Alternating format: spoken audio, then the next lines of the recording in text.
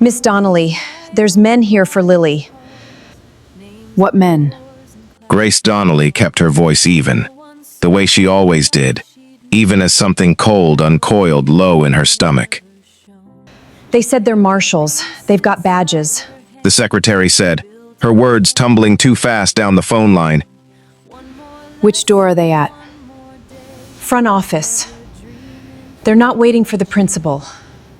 Grace's eyes went straight to the third row, where a 16-year-old girl sat with a pencil frozen halfway through a sentence about the Cuban Missile Crisis. Lily, come here for a second. Grace said quietly. Lily Hutchins looked up, and Grace saw it immediately. The same small flinch the girl gave every time a door slammed too hard. The same reflex of checking the nearest exit before checking anything else. Is something wrong? Lily asked, already standing. Just step into the hallway with me.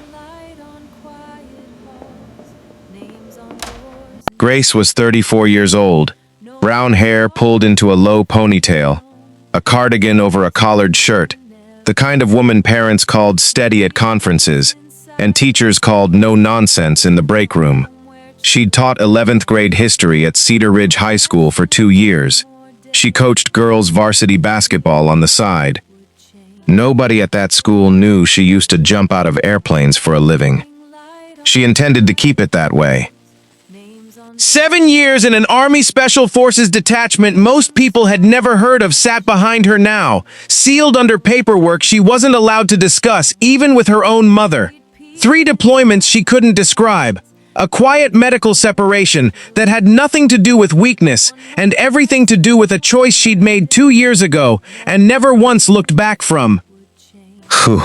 Teaching felt like penance and peace in equal measure. She liked it that way. Until today. In the hallway, away from the rest of the class, Grace kept her voice low. There are men in the front office. They say they're marshals here for you. Lily's hand started shaking before she even answered. My dad said this might happen. What might happen? Grace asked. He testified against people, bad people. He said if anyone came for me who wasn't Agent Whitmore, I wasn't supposed to go with them, no matter what badge they had. Lily said.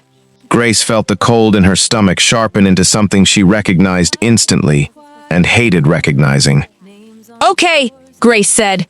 Then we're not going to the office. The fire alarm went off before she finished the sentence.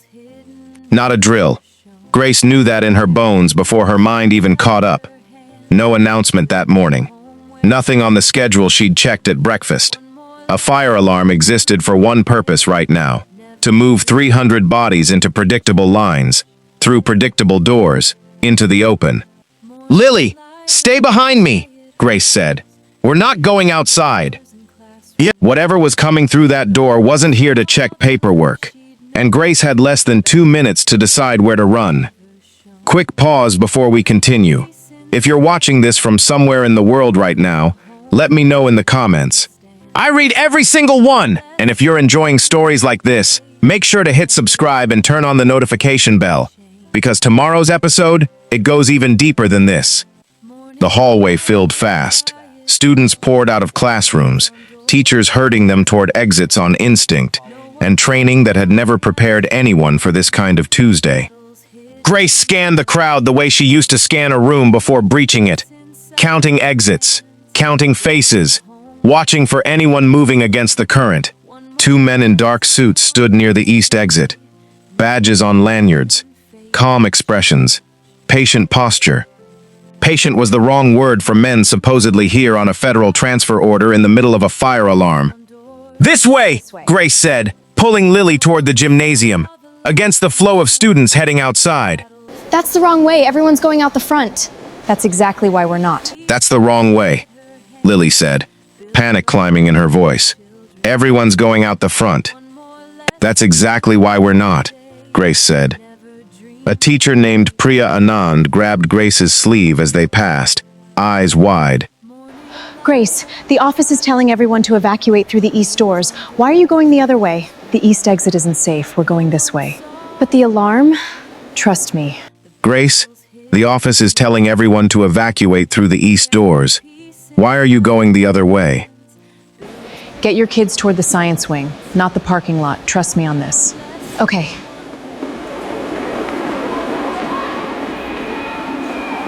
and Grace filed that away too.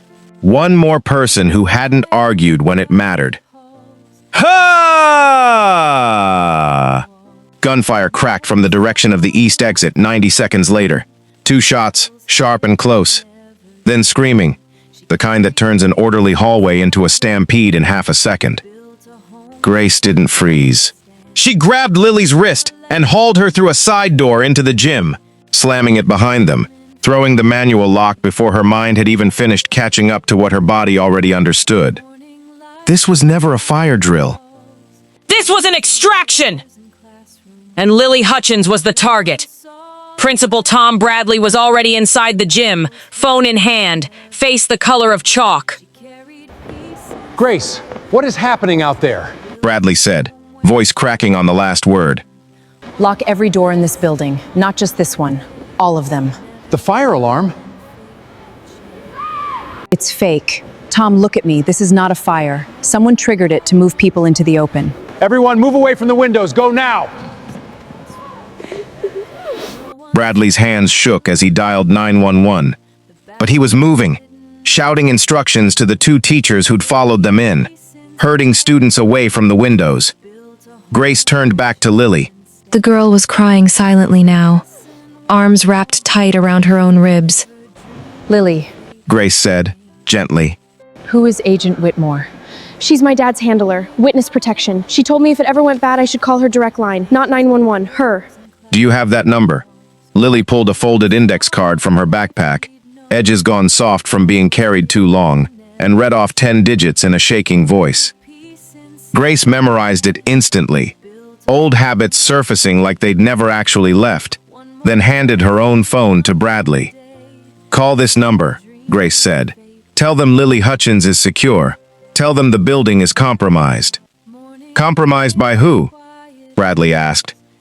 Grace looked toward the gym doors, toward a second round of gunfire, closer now, and answered with a calm that unsettled him more than the shots had.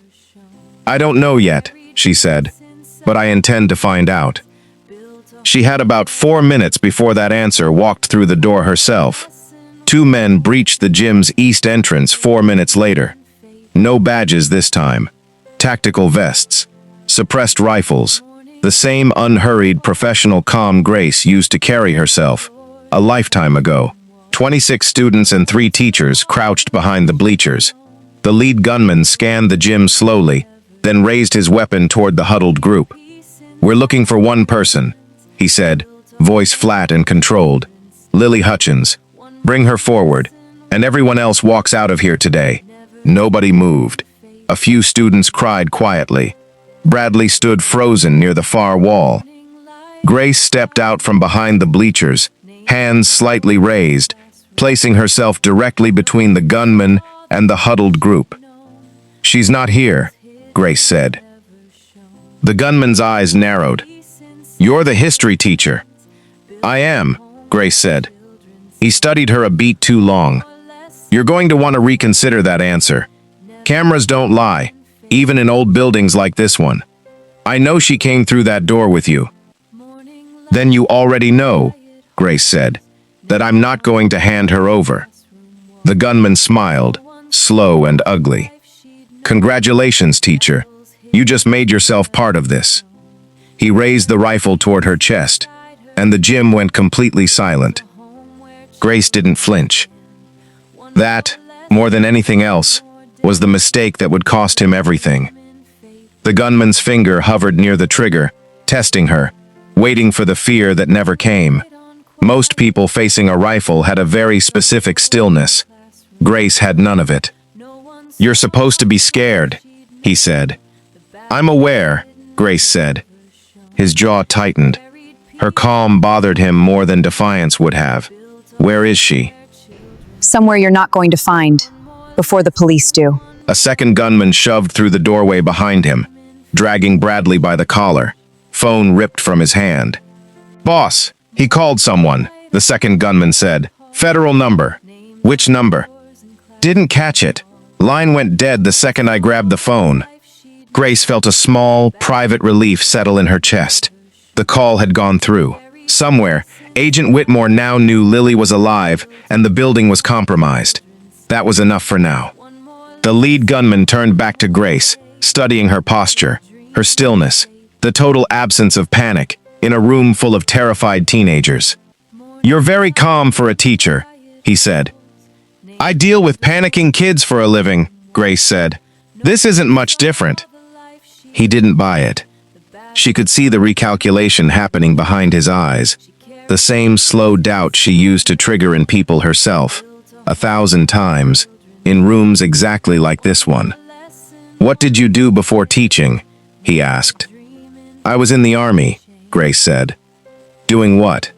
"Paperwork mostly," Grace said. "Haha." He laughed, short and humorless. "No, you weren't." He stepped closer, close enough that two students behind Grace gasped out loud.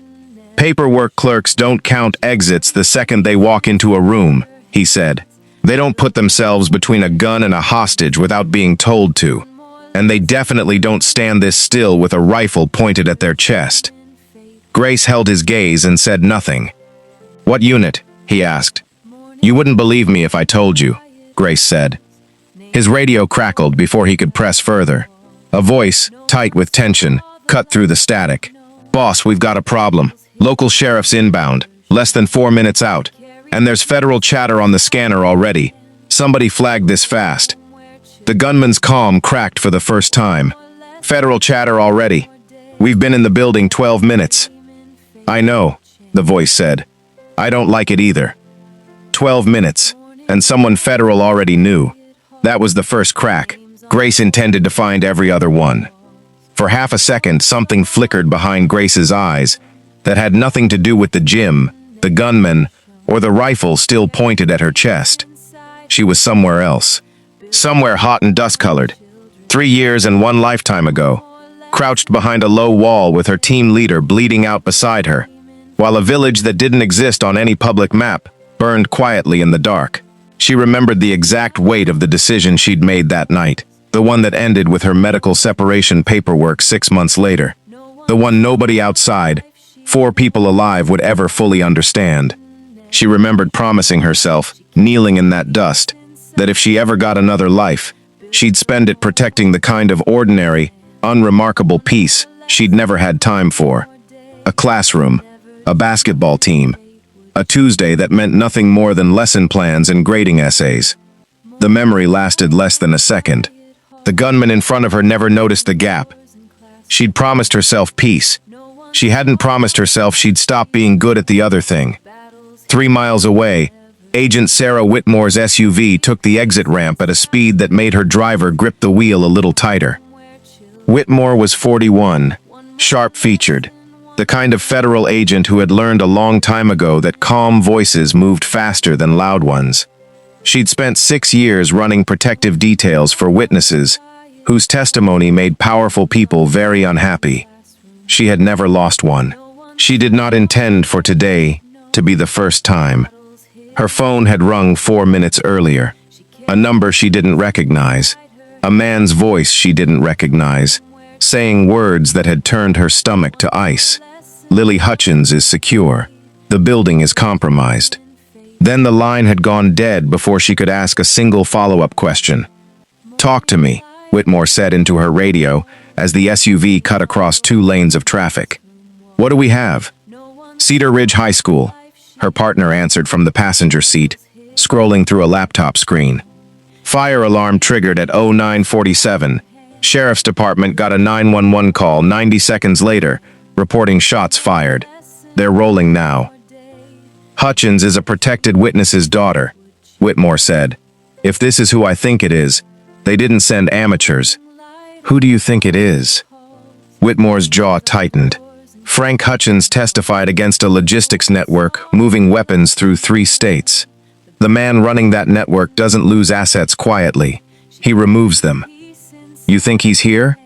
"Personally, I think," Whitmore said, watching the school come into view through the windshield, sheriff's cruisers already lining the street, "that whoever called me from that building just bought us time we didn't earn. I want to know who that was." She didn't know it yet, but she was about to meet the one person in that building more dangerous than the men holding it. The gunman grabbed Grace's arm hard, hauling her toward the center of the gym, rifle still raised. "New plan," he announced. "You're my insurance until we find the girl."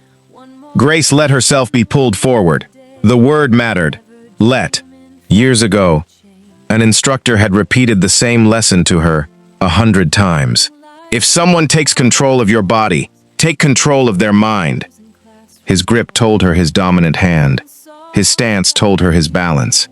His breathing told her he was more anxious than he wanted anyone to know. All of it filed away. "Everybody stay down," the gunman said to the room. "Nobody gets hurt if everybody stays calm." A lie. Grace had heard that particular lie in a dozen languages, from men far more dangerous than this one, and it had never once been true. Behind the bleachers, a junior named Casey Whitfield, no relation to anyone federal, just a 17-year-old with a Letterman jacket and shaking hands, whispered to the girl next to him, "Is she going to die?" Quiet, Bradley hissed, though his own voice wasn't steady either. Grace caught Bradley's eye for half a second and gave the smallest possible shake of her head. "Stay still. Don't be brave yet." The gunman's radio crackled again. "Boss, sheriff's vehicles just turned onto Cedar Ridge Road. ETA 90 seconds. "Copy. We move to phase 2, the leader said. Grace's pulse didn't quicken. It slowed, the way it always had in moments like this, her mind sharpening instead of scattering. Phase 2. Professionals didn't build fallback plans for a simple kidnapping. Something bigger was happening here, and Lily's testimony was only the visible part of it. She intended to find out exactly what Phase 2 was before it found her first. The gunman shoved Grace toward a supply closet near the gym's north wall, pistol pressed low against her back where the huddled students couldn't see it. "In! Now!" he said. Grace stepped inside slowly. The closet held folded mats, a rack of basketballs, and one narrow window near the ceiling, barely wide enough for a cat, let alone a person. "You're going to tell me where the girl is," the gunman said, pulling the door mostly shut behind them, "or your students start losing fingers, one at a time." Grace's expression didn't change. "You won't do that." "Try me," he said. "I'm not trying anything," Grace said. "I'm telling you what I know about men like you." Her voice stayed level, almost gentle. Men running a job this coordinated don't improvise cruelty for theater. Cruelty gets remembered. Cruelty gets witnesses talking to federal prosecutors in vivid detail. You're not here to make a scene. You're here to finish quietly and disappear. His eyes flickered just slightly six, confirming what she'd already suspected. "You talk like someone who's run interrogations before," he said. "I talk like someone who pays attention," Grace said. He studied her a long moment, then keyed his radio instead of answering. "Boss, teacher's not folding. Locals are almost inside the perimeter." A new voice answered, calm, older, more precise. Grace recognized the particular quality of that calm immediately. It was the voice of a man used to being obeyed without ever raising his volume. "Leave her," the voice said. "Fall back to the mechanical room. We proceed without the girl if we have to." The gunman's jaw tightened. "Copy." Mechanical room. Grace filed away one more detail. Not an escape route, a destination. This was never only about Lily. There was a second objective inside this building. Something worth falling back to, even after the primary target had slipped away. Back behind the bleachers, Bradley finally found his voice again. Low, urgent, pulling Priya Anand close. "Where did Grace put the girl?" "I don't know," Priya whispered. "She never said. She just told me to move the kids toward the science wing before all this started." A younger teacher, Mr. Okonkwo, leaned in. "You don't think she actually hid her somewhere in the building, alone, during an active shooter situation?" "I think," Priya said, watching the gym doors where Grace had disappeared with the gunman moments earlier, "that Grace Donnelly has been the calmest person in this building since the alarm went off, and I would very much like to know why. None of them knew that 6 minutes earlier, before the first gunshots, Grace had done exactly one thing none of them had seen. She'd steered Lily through a side door near the equipment room, pressed a spare gym key into her hand and given her 4 words. Lock it. Don't answer anything. Lily was, at that very moment, sitting in the dark against a wall of folded wrestling mats, phone clutched to her chest, sobbing silently, counting her own heartbeats the way her father had once taught her to, when the world got too loud. She had no idea her teacher was 3 doors away, being marched at gunpoint toward the one part of the building that could kill them all. The gunman shoved past Grace, radio still in hand, moving fast now, adrenaline replacing his earlier patience. Grace let him get 3 steps ahead before she followed, quiet, deliberate, watching every door he passed, every glance he threw over his shoulder. She had exactly one advantage. He didn't know she was following, and men who didn't know they were being hunted made mistakes.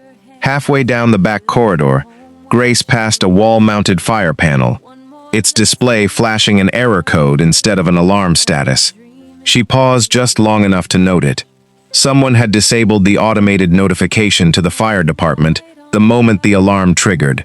A level of access that meant whoever had planned this had been inside the building's systems long before today. Not a smash-and-grab crew, a team with a planner and time. She kept moving. The mechanical room sat below the gym, reachable through a maintenance stairwell most students didn't even know existed. Grace had found it during a fire drill her first week at Cedar Ridge. The kind of detail her old training made automatic. The kind of detail about to matter more than she'd ever expected. She descended the stairwell in total silence, years of movement discipline returning like muscle memory that had never actually left her. 2 voices drifted up from below, the gunman from the gym, and the calmer voice from the radio, no longer filtered through static. Can't reach the girl. Locals are already inside, the gunman said. Then, we adjust the timeline, the older voice answered. The device stays regardless. Device. Grace's blood went cold. She reached the bottom of the stairwell and eased around the corner.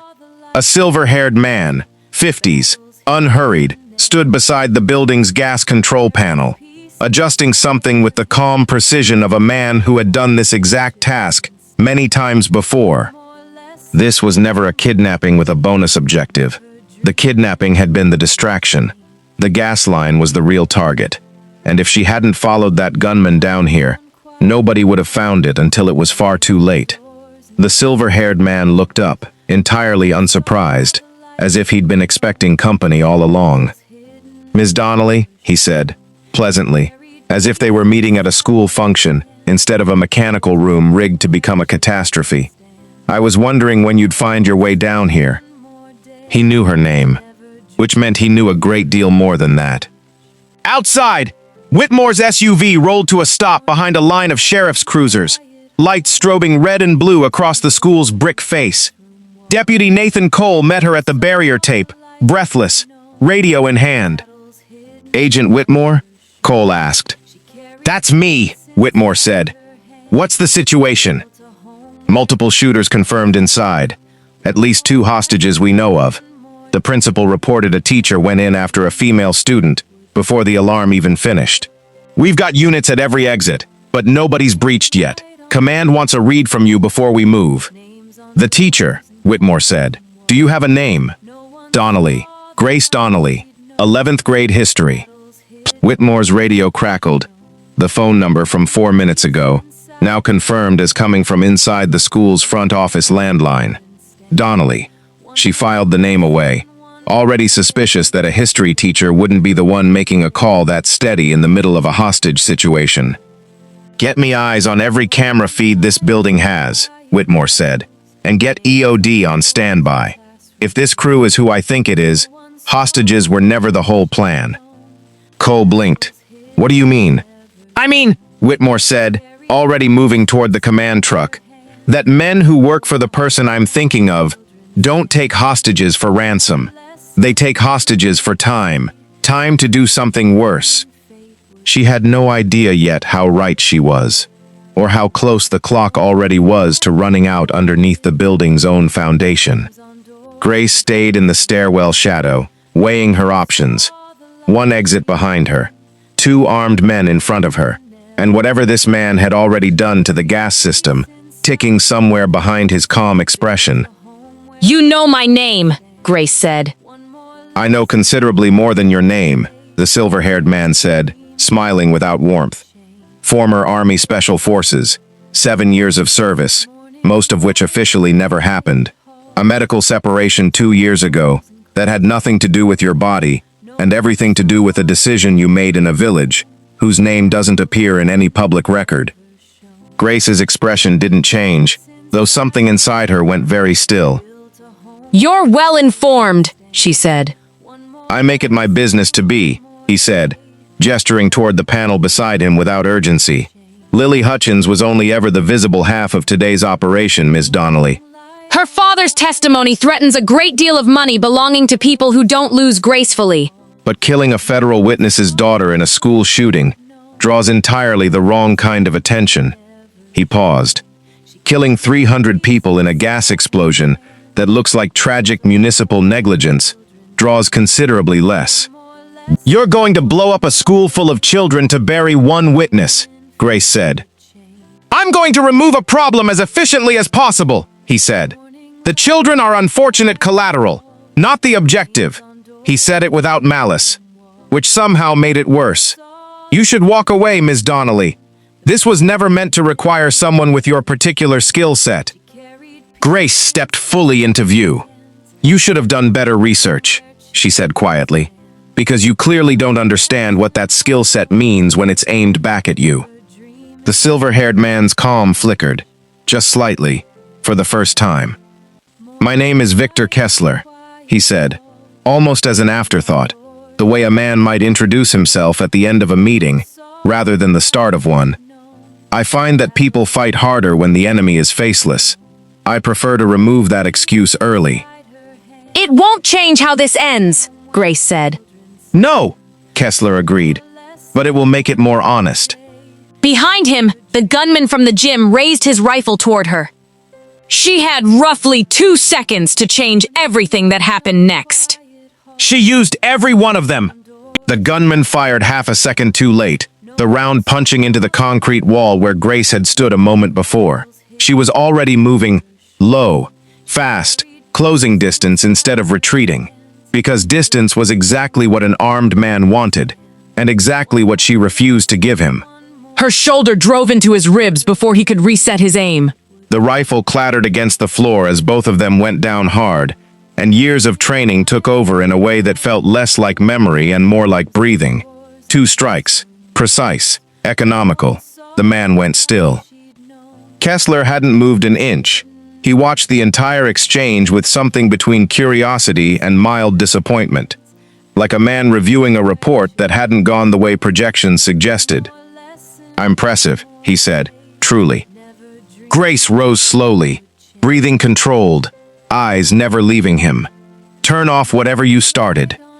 I'm afraid that's no longer entirely up to me, he said, tapping the panel beside him.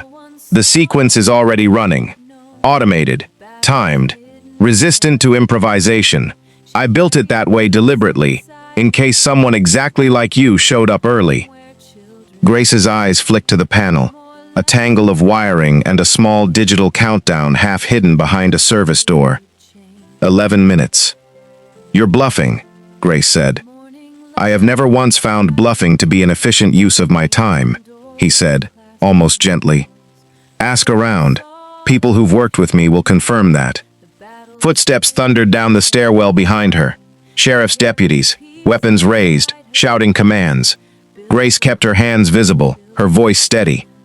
Deputy, I need hazmat and utilities down here right now, Grace said. There's an active device on the gas control system. 11 minutes. Deputy Cole's eyes went wide behind his weapon. 11 minutes to what? To finding out exactly how large this building's gas main really is, Grace said. Move, now. The clock had already started, and somewhere above her, 300 people had no idea how close they were to never going home. Cole hesitated only half a second before keying his radio, relaying the warning with the clipped urgency of someone who'd trained for exactly this kind of moment his whole career without ever expecting to actually need it. Grace crouched beside the panel, hands moving fast, tracing wires, reading labels, discarding possibilities as quickly as her mind generated them. This wasn't her exact specialty. One, not originally, but 7 years in the field had taught her enough about improvised systems to recognize patterns even outside her comfort zone. Deputy Cole, get everyone possible out of this building, Grace said. Now, don't wait for an all clear. Already moving, Cole said, shouting instructions to units above. Kessler sat zip-tied against the wall now, expression untroubled. You won't disarm it in time, he said, almost conversationally. I've watched people far more experienced than you fail at exactly this task. Grace ignored him. Her phone buzzed. Bradley's voice, breathless. Grace, someone's here. Says her name is Agent Whitmore. Put her on, Grace said. A new voice, sharp and professional. Ms. Donnelly, I have a hazmat and EOD team 4 minutes out. I need everything you can give me about that panel, right now. Grace described the wiring configuration fast, precise, technical, Paquan, years of muscle memory translating into words a bomb technician could use before ever setting foot in the room. Copy that, Whitmore said. Do not attempt to cut anything yourself. My team can work with what you've described remotely if needed. Keep eyes on the countdown and evacuate the immediate area. Grace looked at the panel. 6 minutes. There isn't time for remote guidance and travel time both, Grace said. There has to be, Whitmore said. You are not qualified for this specific system, Miss Donnelly, and getting yourself killed doesn't save anyone. Grace glanced at Kessler, still calm, still watching her with something disturbingly close to professional respect. Tell your team to move faster, Grace said, because I'm not walking away from this panel. She hung up before Whitmore could argue further. 4 minutes, and nowhere left to run even if she wanted to. 2 floors up, Lily Hutchins sat pressed against the wrestling mats in total darkness. Phone screen dimmed to almost nothing to save the battery, listening to muffled shouting she couldn't quite understand. She thought about her father's face the night he told her they were moving. Just for a while, he'd said. Just until this is over. She hadn't understood then how a person's whole life could be rewritten by a decision made in a courtroom 3 states away. A sound outside the door made her freeze. Footsteps, heavy, deliberate, stopping just outside. Lily? A voice called, low, Deputy Cole's voice, though she didn't know his name yet. Sheriff's Department. Ms. Donnelly told us where to find you. Lily's hands shook as she unlocked the door, and the deputy's face, relieved and grim all at once, was the first thing she saw. Where's Miss Donnelly? Lily asked immediately. She's handling something downstairs, Cole said, guiding her quickly down the hallway, away from the gym, toward the nearest cleared exit. She's the reason we knew exactly where to look for you. Is she okay? Cole didn't answer right away, and that silence told Lily more than any words could have. Somewhere below her, the woman who'd hidden her behind a locked door was standing over a countdown clock with less than 4 minutes left, and Lily had no idea any of it was happening. Kessler tilted his head slightly. You could leave, you know. Nobody down here would blame you. I know, Grace said. And yet, he said. Grace didn't answer. She kept working, fingers steady despite the countdown ticking toward 0 above her, because some decisions weren't really decisions at all. They were simply who a person had always been, underneath whatever cover story they'd built on top of it. Federal EOD technicians burst through the stairwell entrance with less than 90 seconds remaining on the clock, moving with the calm urgency of people trained for exactly this kind of impossible timeline. Grace stepped back the moment they arrived, giving them the space they needed without hesitation.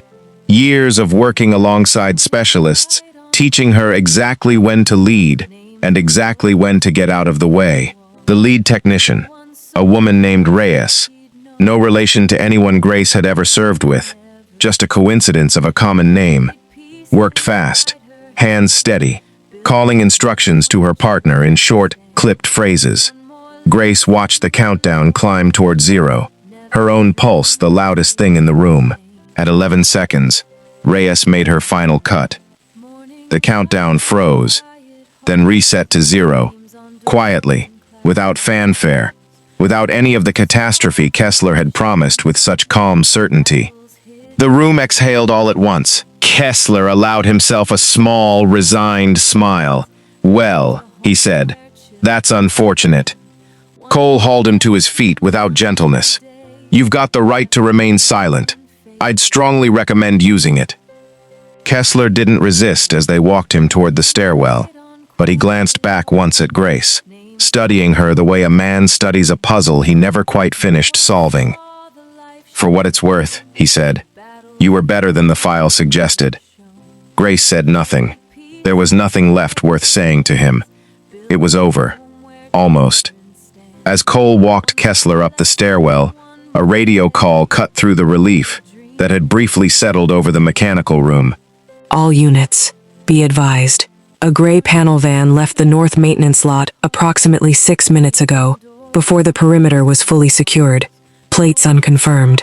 Grace's stomach tightened. "There's a third one," she said.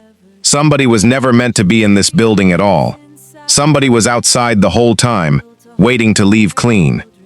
Whitmore's voice came back over Cole's radio a moment later, having patched into the channel from the command truck outside. "Copy that! We're already running plates off traffic cameras on Route 9. Ms. Donnelly, can you confirm head count on the crew inside?" "2 gunmen, both in custody," Grace said. "Plus Kessler. If there's a driver, he was never meant to come inside at all. He was insurance, in case the primary team didn't make it out." "That tracks," Whitmore said. "Kessler's the kind of man who never puts all his risk in one building."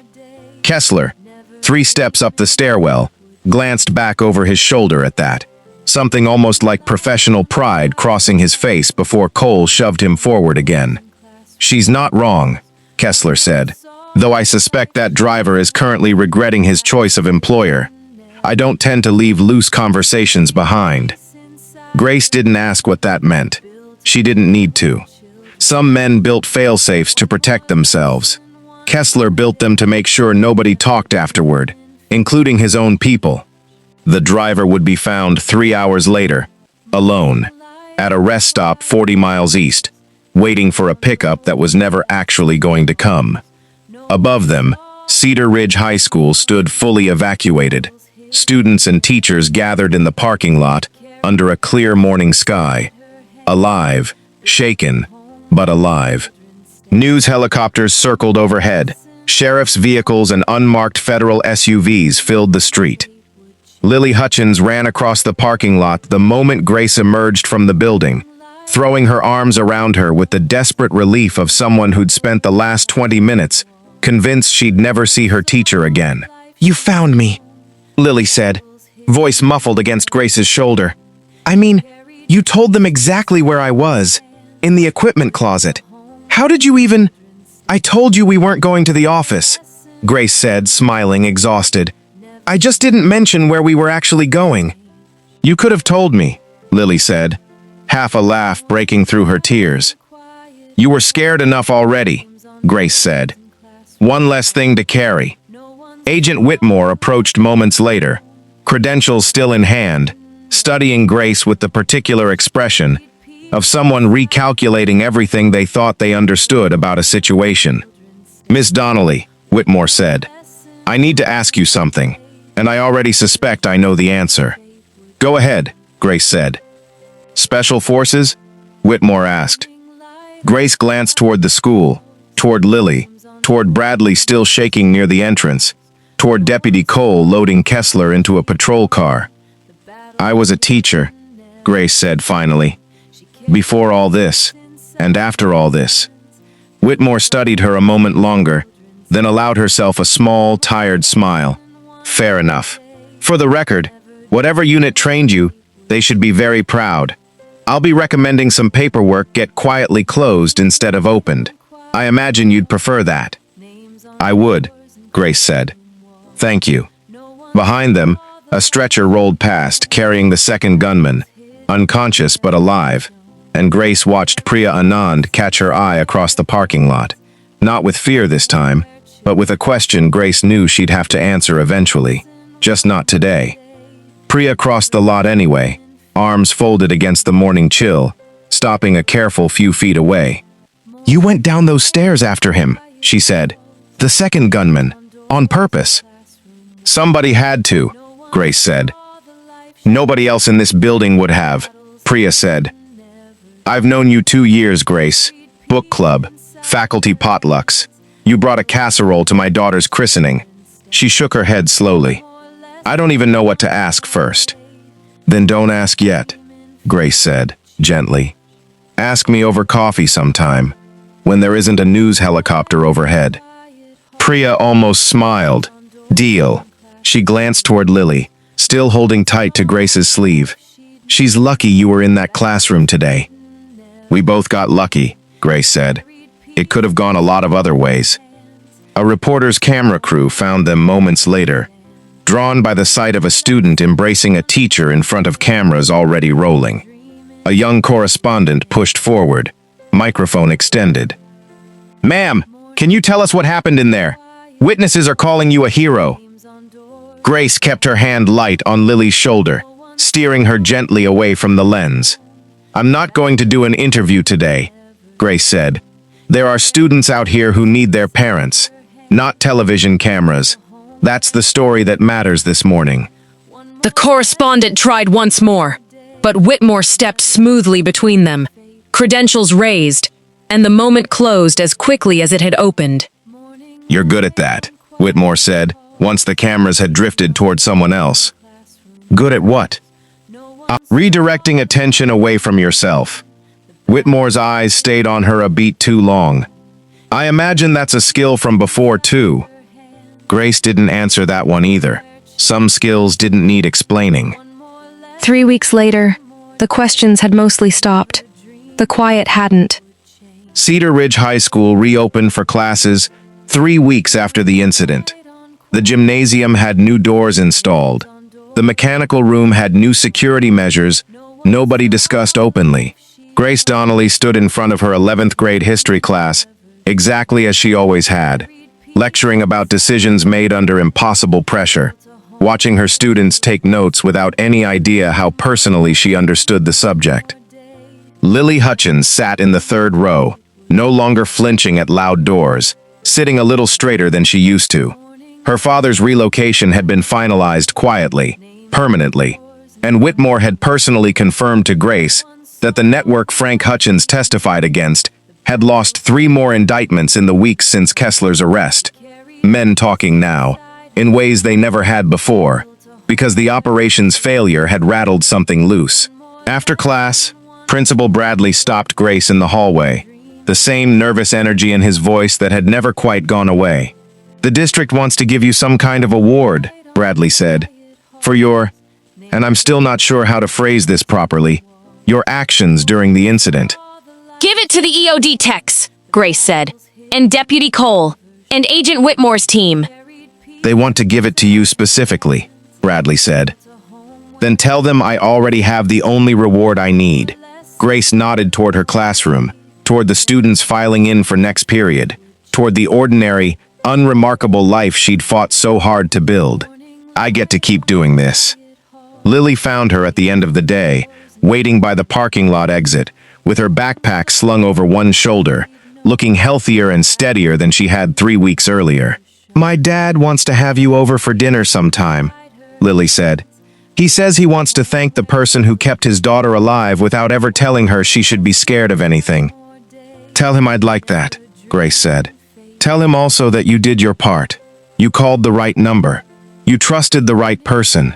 That matters more than people give it credit for." "I just did what you told me," Lily said. "That's the part that matters," Grace said. "Knowing who to trust, and doing it fast, even when you're scared. That's not luck. That's a skill. You should be proud of it." Lily smiled. A real one. Easy and unguarded in a way Grace hadn't seen from her since the transfer paperwork first came through weeks ago, and headed toward the buses, lighter than she'd walked in a long while. Bradley studied her for a long moment. "You could have done anything, you know. After everything you clearly did before this, Any job, any life. Grace smiled. The same small, private smile she'd given Kessler in the mechanical room, 3 weeks and a lifetime ago. I chose this one, she said. That's the part everyone always gets wrong. It was never a fallback. It was the point. She walked into her next class a moment later, closed the door behind her, and began the day's lesson exactly like any other teacher in any other school. Ordinary on the surface, and quietly, permanently extraordinary underneath. Up next, you've got 2 more incredible stories waiting on your screen. If this one hit you, tap to watch the next, and make sure you're subscribed with notifications on. Oh, and drop your city in the comments. I want to see where you're watching from.